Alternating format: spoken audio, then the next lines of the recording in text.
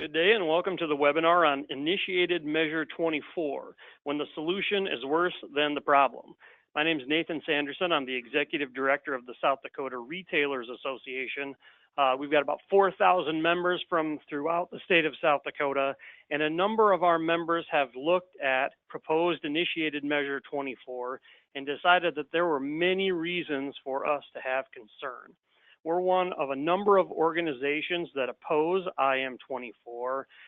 We've opposed similar proposals in the South Dakota State Legislature in the past, and our presenter today is going to hit on some of those prior attempts and why IM24 is not a good solution. Our presenter today is Steve Willard, who's the president of the South Dakota Broadcasters Association. I'll turn it over to him in a minute. Before we start the presentation, a couple of quick notes. First, note that all the phones of our attendees are muted, so you won't hear any background noises. However, we are going to have a question and answer portion at the conclusion of the presentation. To participate in the Q&A, find the chat box on the side of your screen, type in your question, and I will ask that question to Steve. Look over on the side. You'll be able to maximize that button by clicking on the orange arrow next to the panel. Then, after you've typed your question, submit by pushing the send button. It's grayed in the lower right-hand corner. I'll read the questions out loud, and Steve will provide the answer. Without any further ado, I'd like to turn it over to Steve Willard, again, president of the South Dakota Broadcasters Association. Steve? Hey, thank you, Nathan. Thank you, South Dakota Retailers, for taking this opportunity to talk a little bit more about Initiated Measure 24. In front of you, you've got a handful of slides. They're my PowerPoints. There's no organized opposition to 24. It's one of those issues that during the legislature, it's been presented each of the last couple of years, and it's died in the Senate both times. Mark Mickelson and Spencer Gosh, Representative Spencer Gosh, ran the bill each of the last 2 years. It 2 years ago came out of the House pretty handily, died in Senate State Affairs. Last year came out of House Committee, tied on the House floor, motion of reconsideration, so it came limping out of the House and then died over in Senate State Affairs. Last year, the opposition with the South Dakota Retailers, the South Dakota Electric Utilities, the South Dakota Chamber, Dakota Rural Action, and Americans for Progress, or Prosperity. The reasons I'm going to talk about a little bit. So we'll start with essentially the governor's words and Gosh's words. So the first slide on your screen says the problem. This came after 2016, after IM22 passed. I think there was a lot of consternation with the fact that they had put that on the ballot and passed it in South Dakota. And so the comments were made at the time, and the bill was introduced for the first time, and the words I've got hijacked in parentheses because that's exactly the words that were used, and I'm not sure the governor didn't use that in his commentary on the voter information brochure. But they suggested that out-of-state interests have hijacked our initiated measure and referendum process. Now, you know, and most of the retailers know, that South Dakota was the first in the nation to adopt the process, so we hold that out with an awful lot of regard, and the legislators watch it pretty carefully. It's the citizen opportunity for participate in the process. So they watch it. We continue to make changes. We're all watching with a lot of interest as all these things come at us. Well, in the governor's words, they've hijacked the process. It was also suggested during committee testimony the South Dakota voters weren't really discerning enough, and I use discerning enough instead of saying smart enough, but essentially not discerning enough to be able to protect ourselves from these out-of-state messages because, in their words, out-of-state spending has an outsized influence. The idea is being that you could come in and swamp the airwaves and essentially win a ballot issue. So the problem is really fairly simple, that we're being outspent and we're being outwit. So with trying to keep an open mind on that subject, we sat and talked a little bit about what the problem is and what goes on with the problem. Well, IM24 was the result of that. And so in a nutshell, and I've kind of truncated it down, but there's the ballot issue language specifically, and you can read it. Any contribution by a person who's not a resident at the time they make it, a political committee outside of South Dakota, or an entity that's not filed for the 4 years preceding the contribution is prohibited from making contributions. So it's essentially non-residents, political committees outside of South Dakota, or an entity that's not filed for 4 years before the contribution.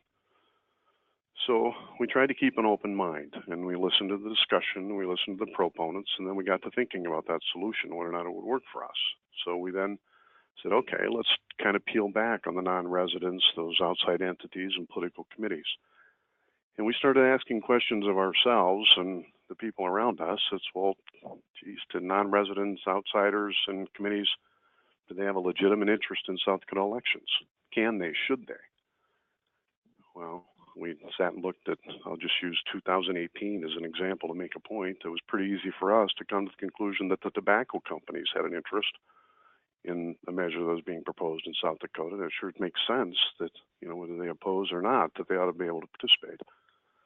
So we said, okay, well, yeah, that's probably fairly easy. Neighboring states and businesses affected by our laws, of course they are.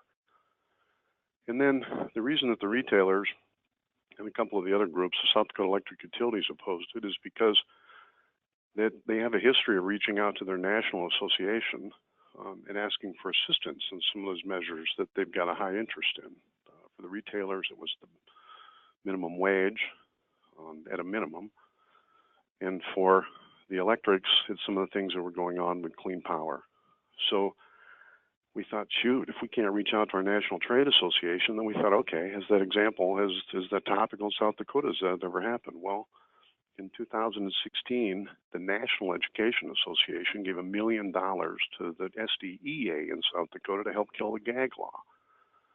So we knew, and we'd been part of a campaign of which the retailers and the electrics and the chamber all sat on the exec committee, where we had used outside money that came in for good cause, and we asked. And then we thought, oh, it's probably not a big deal, but should former South Dakotans to be able to contribute to ballot measures?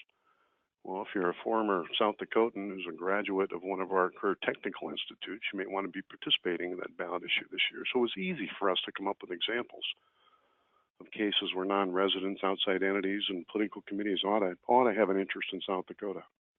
So then we said, okay, so that being the case, let's just start to dig a little deeper. Does the idea work? An awful lot of legislators will tell you that first they try to identify the problem, and then they try to identify the solution, and then they go forward from there. So we said, okay, well, let's just talk about the idea. Congratulations. We'll concur that there's an issue. Let's just try to censor it by banning out-of-state money. Well, we got to thinking about that, and does it make sense for us to censor by geography without regard to trustworthiness? It doesn't do anything to messages that are in-state and are lousy. And it doesn't do anything to the out-of-state messages that are worthwhile and make sense and that you're desirous of. And then the reason the broadcasters have gotten involved is because it limits the free speech rights of the voters. Now, free speech isn't necessarily only speech, and I'll talk about that a little bit later, but it also means that I can hear whatever I want. Well, this means that I'm not going to be able to hear from out-of-state interests, and I might have an interest in that. So it limits the opportunity for those people to talk to me politically. And then we were a little chapped with the idea that the proponents were very proud of the idea that you could continue to participate in the elections if you do it independently, which we've been part of campaigns with independent expenditures. It means by nature they're not coordinated. It means by nature they're kind of a one-off. And honestly, there's a little less transparency with those groups than there are the ballot questions. And then when I was down, we were doing a forum down in the Sioux Falls Chamber, and they had a long conversation about the next bullet. Because at that time, we weren't far past Baby Bell. We had just had an introduction of a new business that was coming to Sioux Falls, and we got to thinking about those new businesses, and they've responded to our invitation. They've come to South Dakota, but they're not going to be able to contribute to a ballot committee if something comes in affecting their industry, which we just thought was kind of insulting to them. And then back again to former South Dakotans, we thought, no, we don't want to excommunicate those former South Dakotans. And then the last bullet was, I'll describe it by anecdote. I was back down in Vermilion last weekend for Dakota Days, and when I had a South Dakotan came back who now lives outside of D.C. He left South Dakota a long time ago, Columbus, Ohio, came back, is in Virginia, and he's an attorney, and we were talking about this ballot measure because he asked me what's on the ballot, and we're kind of going through them, and he says, well, tell me that again, and I told him exactly what it was, and he said, oh, that is so South Dakota. And it was insulting to me, because what it tells us is that rather than trust our voters, that we're going to reach out to outsiders who we've decided are too persuasive and not allow them to speak to us anymore. And not only does that not stand up to scrutiny and face value, it won't stand up in the courts, and it's an awful message for us to be sending to the outside world. So I mentioned constitutionality. Let's talk about that a little bit. The proponents have said that it's untested, and they're right.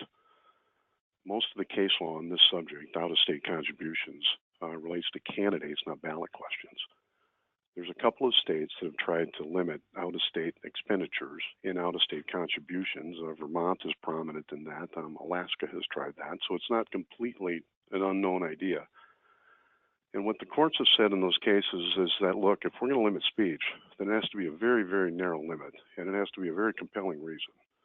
So you convince us, and then if in fact you're convinced us that it's compelling, then we want to make sure your solution is a narrow one.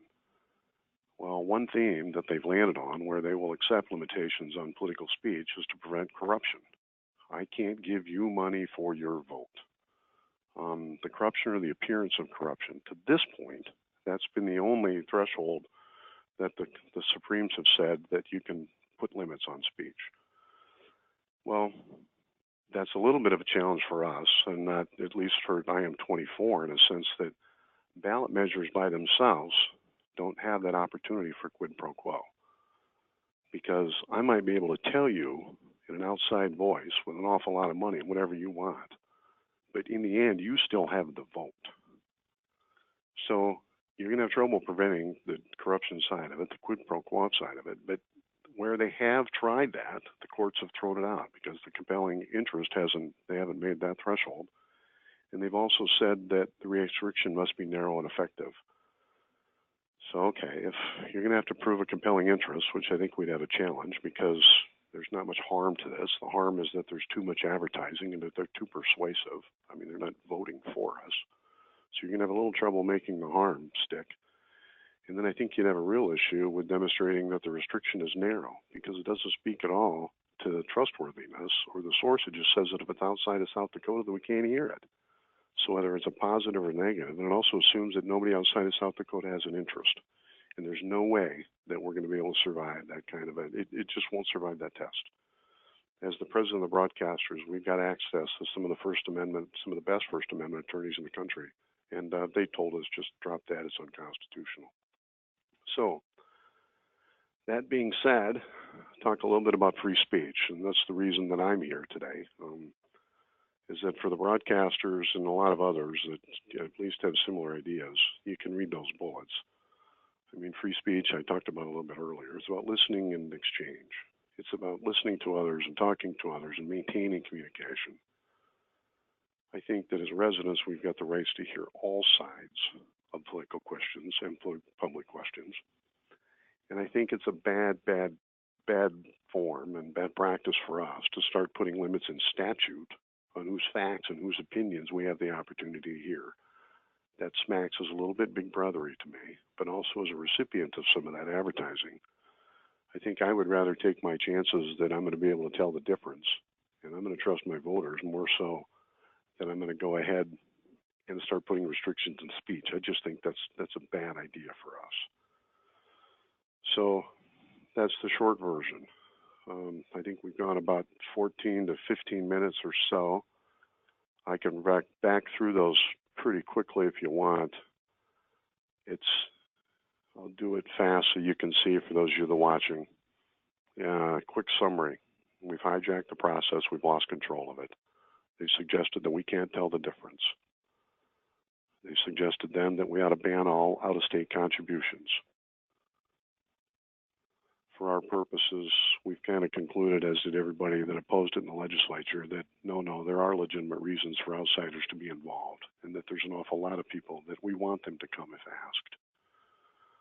And that if you're going to sit and do this, then you ought to try to do it better. You ought to try to do it well. And this doesn't really meet any of those kind of criteria.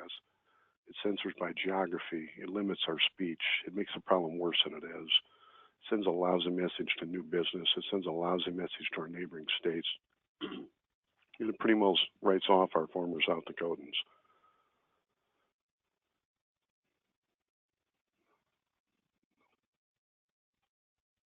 Yeah, and like I said, that last bullet is about half intentional, because once we start setting limits on free speech, we've lost it. I don't mean that we've technically lost it. It means actually that we lose free speech. But the day that we start doing that thing, I think it's just going to be bad for all of us. So with that, I appreciate the opportunity. I'm very proud of the retailers and what they've done. I appreciate the chance to talk a little bit more in detail about this. I'll hand it back over to Nathan, then we'll stand by for questions. Thank you, Steve. We've had a number of questions come in, and they kind of range all over the board. And I think a number of them you have already covered. But let's start here. Steve, isn't this proposal unconstitutional? You touched on this a little bit, but it's a pretty direct question. Is it unconstitutional or is it not? Well, that's a good question. It's a fair question. I'm going to give you two answers. First, I'm not an attorney. So I'm going to give you the attorney as an opinion of one who's a non-attorney. We've reached out to our First Amendment lawyers, and they've told us that there's two problems with it. First one, that you're not going to be able to demonstrate a compelling public interest. You're not going to be able to trip that trigger enough for the court to respond, because there's no harm and there's no danger here. It's essentially advertising and commentary. So we're going to have trouble establishing first that there's a compelling public interest. And then second, if we do that, even if you make that threshold, then if you make that, then you have to demonstrate that your solution's a narrow one. And restricting all out-of-state contributions is not narrow, because it's done without regard to the nature of the content at all. They could be friend, they could be foe, they could be related, they could have a legitimate business interest. So we think it's 0 for 2 constitutionally. Okay, thank you. Kind of a related question to the unconstitutionality. Are there other states that have this type of law? And while you're formulating an answer in your mind, I would just mention as kind of an offhand comment, not every state has the initiated measure process. I couldn't tell you offhand, maybe you know how many actually have it, but not every one of the states has it. And so such a measure wouldn't necessarily be applicable in all of the states. But what do you know about what other states have related to this? Yeah, good question too. In answer to the how many, I can't speak for the number exactly. I was at a conference last week with Montana, Wyoming, North Dakota, South Dakota, and they used the number that 9 other states had similar capacity to ours. So I would say unverified, but one of the speakers. So I figure about 10 of the states, 20% of the states. And as far as these restrictions, no, this would be the first of its kind. There have been a couple of other states that have tried to put either a limit on what you can spend or else how much you can receive from out-of-state donors to political campaigns. So there's been 2 separate cracks, one in Vermont, one in Alaska. Both were thrown out. Okay, thank you. We've had a variety of different questions come up here, and so this one is a little bit direct at you, and respond how you see fit. The question is, so a guy in the broadcast industry is going to tell us why we should allow millions of dollars from out of state to be spent on broadcasting in South Dakota. Your response, Mr. Willard, President of the Broadcasters Association. That one makes me smile. I've heard during the testimony each of the last couple of years that part of the reason they come to South Dakota is because our signature threshold is so low and because we have such a cheap media markets. So we've encouraged everybody to try to raise their media prices to discourage these from going away. But the real answer to that is that this is a lot bigger than advertising. For television, radio, say, or the broadcasting, they're still the ones with the most impact. But an awful lot of this money goes to social media and goes to consultants and the like. Not probably more of it to consultants than to the media themselves. But I would say, too, the best way for us to beat this thing, and my most hopeful way as the president of the broadcasters, is let's give them a couple of election cycles, have them spend $100 million each cycle, and we'll just vote no each time. Because for those people outside of South Dakota, they're going to learn that we're just smarter than we are, because we sincerely are. Okay, thank you. Little bit different tack. You had mentioned before that this measure had come up in the South Dakota State Legislature a couple of times. You know, you kind of mentioned offhand some of the opponents to that earlier legislation, including the South Dakota Retailers Association. But one thing that a reader asked about it, did you mention that Dakota Rural Action and Americans for Prosperity opposed this measure? Yeah, another fun question. Yeah, good group. We made that comment during the time in Senate State Affairs in 2018, Dakota Rural Action. We think it's the first time. I can't say with confidence it's the first time that they've ever been at the table and alongside the retailers and the chamber and AFP. But Dakota Rural Action joined us that day to say, wait. This is a radical change that we haven't considered. That's got immense consequences to our free speech rights. So separate, essentially 180 degrees apart politically, came together in opposition to this one. Okay, we're winding down here, just a couple of other ones. You had kind of touched on this during your presentation, but the question is, if a business that is based out of South Dakota wants to start a business in South Dakota, but an opponent to that business brings a ballot measure to try and regulate it or prevent it from starting to do a business here, how would this measure interfere with that out-of-state company's ability to fight it? I flipped, for those of you that are still looking at the screen, I flipped to the ballot language. I would call your sentence to the tail end of the sentence that we've got there. Or an entity that is not filed as an entity with the Secretary of State for the 4 years preceding such contribution. So the discussion we had is because at the time this was introduced originally, we had just announced that Baby Bell was coming to South Dakota. And Baby Bell Brands, with their Baby Bell product, but Bell Brands is the perfect client for South Dakota. The symmetry and synergy that's allowed over at SDSU, ag, value-added ag, they were perfect for us. So we sat and thought, okay, so congratulations, Baby Bell, or congratulations, Bell Brand, welcome to South Dakota. We have had on the ballot changes to the corporate structure for agriculture. It was not that far removed for us to see bans on CAFOs being placed on the ballot, which would be a little bit of a shock for those people that are trying to put together dairies. And so it was easy for us to see outsiders coming to South Dakota and meddling with the nature of agriculture and the structure of those ag organizations. Well, congratulations, Bell Brands. You would not have been filed as an entity with the Secretary of State for the 4 years preceding your arrival. So essentially, you stand down for 4 years, or you spend independently, but you're not going to be able to participate with a ballot question committee. You're not going to be able to throw yourselves in with Farm Bureau and Farm Union and the cattlemen and the other ag organizations that could take a stand on some of those more nefarious things. You'd have to do it independent, or you're not going to be able to play. So welcome.